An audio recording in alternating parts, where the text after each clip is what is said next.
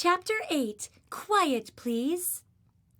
Mozart Mouse and Beethoven Bear decided that they should get up early every day and go to the music center before the children got to school. One morning they were looking in the big music book at a page with a quarter-note pattern, but there was another pattern on the page that they had never seen before. What do you suppose this is? Asked Beethoven Bear, pointing to a squiggly line after 3 quarter notes. I don't know, Mozart Mouse answered. but Clara Schumann Cat will. She knows everything. He sighed.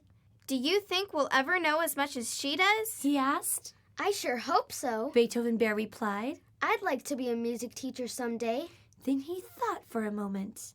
I know one question she might not be able to answer. What? Mozart Mouse asked. Beethoven Bear giggled and said, Why don't you ever sneeze when she is around? I thought you were really allergic to cats. Mozart Mouse giggled too. I am. He exclaimed. But I guess I'm not allergic to musical cats. He said.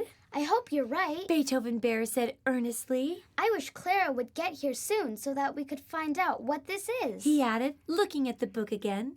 Just then they heard a tap, tap, tap, tap on the door. I'll bet that's Clara, Said Mozart Mouse as he ran to open the door.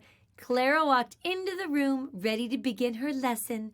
She called them over to the big music book. Oh, she began, I see that you are on the very page I wanted to talk about today. She showed them the pattern from the song, Johnny Works with One Hammer. They tapped it together. Then she pointed to the other pattern that had Beethoven Bear and Mozart Mouse puzzled and said, the squiggly line means silence. It is a quarter rest. Now I know what that is. Beethoven Bear said as he pointed to the end of the pattern. Excellent, said Clara. Let's read and tap this pattern.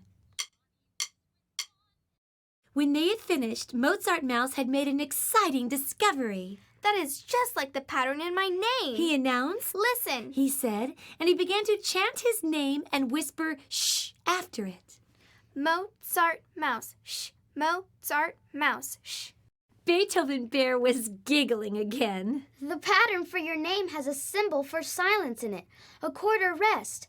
That must be why mice are so quiet. Everyone laughed. Clara Schumann Cat was pleased.